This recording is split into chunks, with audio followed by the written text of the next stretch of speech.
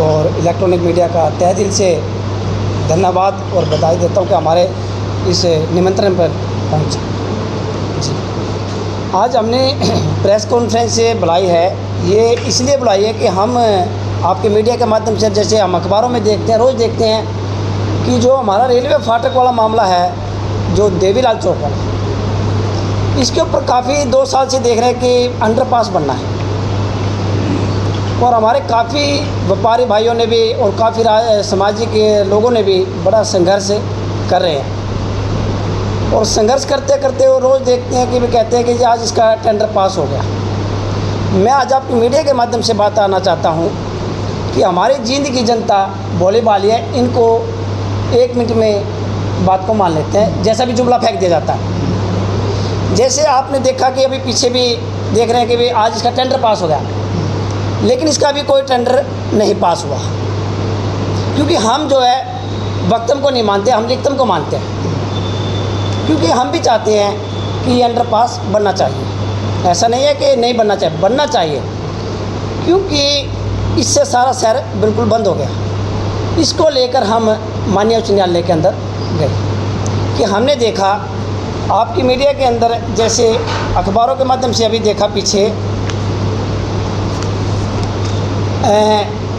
1 अक्टूबर 2023 का अखबार है जी। इस अखबार के अंदर बिल्कुल स्पष्ट लिखा कि देवीलाल चौक पर 2.5 करोड़ से बनेगा अंडरपास।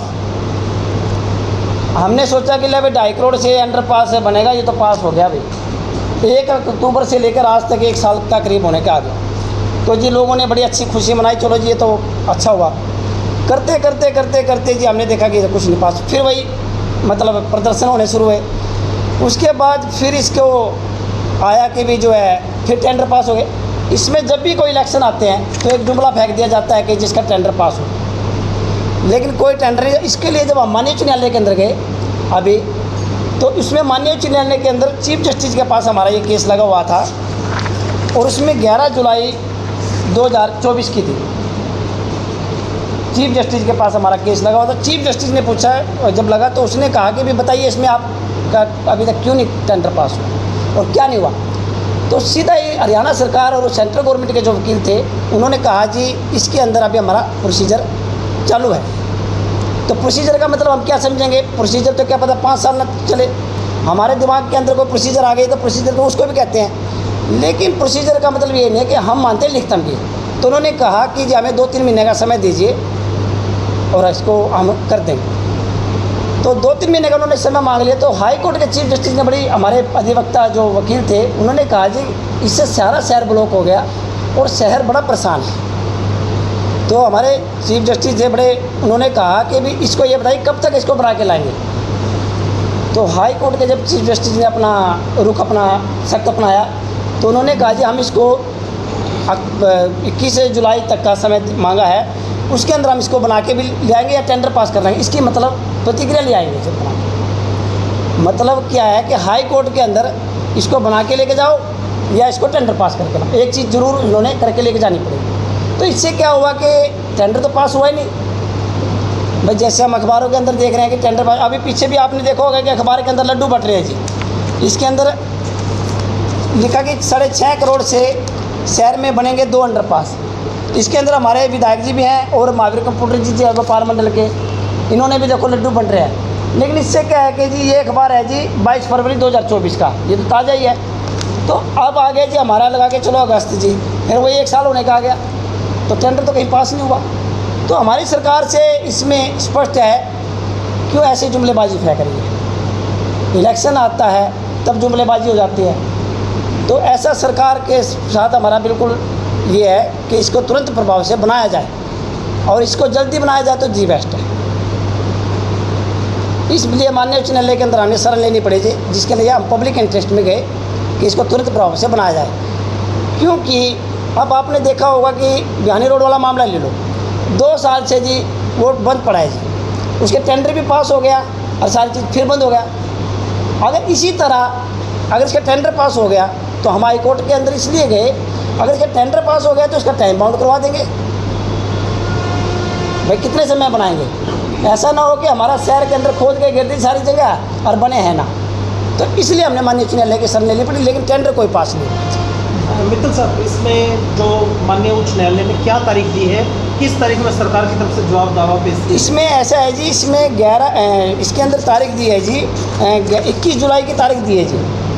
21 जुलाई सॉरी 21 नवंबर की 21/11/2024 की तारीख दी है, जिसके अंदर इन्होंने जवाब दावा पेश करना है। और इसके अंदर हरियाणा सरकार से लेकर चीफ सेक्रेटरी हरियाणा सरकार और हमारे जींद के उपायुक्त महोदय सभी को इसमें पार्टी हमने बनाया था, जिसके अंदर सभी को नोटिस हुआ है। रेलवे को भी नोटिस? रेलवे को भी, सभी को, जो 4 इसके अंदर रेलवे के अंदर हैं, बड़ौदा हाउस न्यू दिल्ली, सभी चीफ को, रेलवे के हर अधिकारियों को इसमें नोटिस हुआ है। जींद के रेलवे को भी नोटिस हुआ है इसके अंदर बिल्कुल स्पष्ट है। लेकिन किसी प्रकार का देखो अब नहीं लगता जी टेंडर पास हुआ, ये बिल्कुल स्पष्ट हाईकोर्ट में अंदर आ चुका है।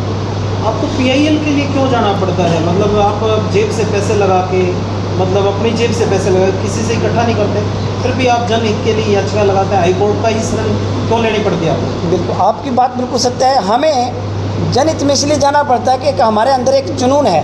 मैं स्वतंत्र सैनिक परिवार से हूँ, जिन्होंने देश की आज़ादी के लिए लड़ाई लड़ी। जब हम देखते हैं जींद के अंदर वे सरकार कहते हैं कि हमने पैसा खूब दिया और काम विकास कुछ हो नहीं रहा, तो इसलिए हमें जब सरकार के पास हम जाते, सरकार हमारी सुनवाई कर नहीं रही, तो हम जाएंगे कहाँ सर? हम किसी से पैसा नहीं लेते, ये हमारी जेब से करते हैं, ये आपका बिल्कुल सत्य है। लेकिन क्या है कि हमारे अंदर एक जुनून है कि समाज के लिए कुछ करें। जींद के अंदर विकास कार्य जो हमारे रुके हुए हैं, जैसे आपके टेंडर को लेकर ले गए, तो इसलिए हमने PIL में जाना पड़ता है सर, क्योंकि सरकार सुन नहीं रही है हमारी।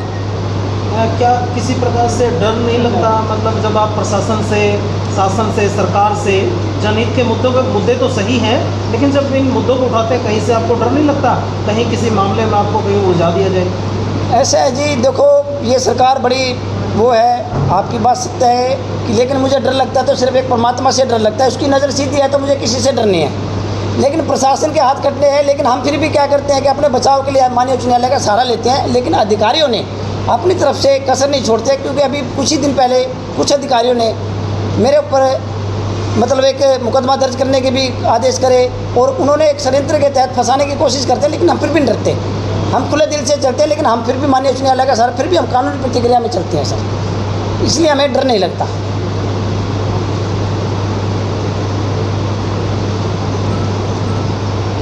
जबकि विधायक और प्रशासन बार बार कहते हैं कि टेंडर हो चुका है, बरसाती मौसम है, इससे बचाव के लिए हम प्रयास कर रहे हैं, ये सीज़न चला जाएगा, बरसात का फिर स्टार्ट करेंगे। देखो सर, बटे हैं। देखो सर, इसके अंदर मैं स्पष्ट बताता हूँ, ना तो मेरा कोई राजनीतिक मुद्दा है, ना और सबसे बड़ी बात यह है कि चाहे विधायक को लिए कुछ हाल जी, विधायक ने अगर करना होता, बरसात तो अब चालू होएगी सर, ये तो एक बहाना है बरसात का। अगर काम चालू करना होता तो 2 साल से बंद पड़ा है। क्या जींद का विधायक सो हुआ था? हमने जींद के विधायक के ऊपर चिट्ठी डाली हुई है सर, ऐसा नहीं है कि जींद के विधायक को चिट्ठी डाली है। जींद के विधायक को भी हमने, देखो कब की चिट्ठी है, 8/1/24 को हमने जींद के विधायक को भी कृष्ण मीडा जी को भी अवगत करवाया हुआ कि सर इसको बनाइए जल्दी। तो क्या हमारा जींद का विधायक सोया है? वह सरकार ही नहीं किया है ऊपर से नीचे तक। ऐसा क्यों है कि शहर के अंदर 2 फाड़ कर रखी है? ये गलत है। लेकिन हमारे जींद के विधायक को इसके अंदर इन्वॉल्व होना चाहिए, लेकिन मुझे नहीं लगता कि जींद का विधायक चाहता है, सरकार चाहती है, इन्हीं की सरकार ऊपर भी नीचे भी, तो तुरंत प्रभाव से बन जाना चाहिए था। मित्तल साहब, अब आप माननीय उच्च न्यायालय में चले गए जी, फिर भी सरकार से कुछ उम्मीद लगाए बैठे कि सरकार जागेगी, प्रशासन जागेगा सर, कुछ इस पे निर्णय ले पाएगा? सर मुझे नहीं लगता कि सरकार इस पर निर्णय ले पाएगा। क्यों नहीं? क्योंकि अब 3 महीने तो इलेक्शन के रह गए, और इलेक्शन की वजह से 4 संहिता लगी, फिर एक दिन 4 संहिता लगी, ये तो एक जुमलेबाजी है। लेकिन हमें माननीय उच्च न्यायालय के अंदर विश्वास है, और माननीय उच्च न्यायालय के माध्यम से ही हम इसको बनवाएंगे, क्योंकि वहाँ तो इन्होंने स्पष्ट जवाब देना पड़ेगा। जब एक तो 4 करोड़ 11 लाख इन्होंने 1 साल पहले पास कर दिए कि भी हमने इसके अंदर बजट पास कर दिया, तो फिर किस चीज़ की देरी है सर? ये जुमलेबाजी किस चीज़ की? तो माननीय उच्च न्यायालय से आप किसी की जिम्मेवारी भी तय कराएंगे, जो जिनकी वजह से देरी हुई, जिनकी वजह से जनता की हरासमेंट हुई, क्या उनके लिए कोई जिम्मेवारी तय और उनके लिए पनिशमेंट का भी प्रावधान के लिए? बिल्कुल जाएंगे, बिल्कुल जाएंगे सर। हम इसके अंदर माननीय उच्च न्यायालय के अंदर हमने रखा भी है कि इनसे जवाब तलब किया जाए इतनी देरी क्यों है, और उसके बाद हमने इसके अंदर टाइम बाउंड भी करवा रहे हैं, और सारी प्रतिक्रिया वहाँ हम प्रशासन के जो अधिकारी, उच्च अधिकारी जिसमें लापरवाह हैं, उनके खिलाफ भी हम जा रहे हैं सर।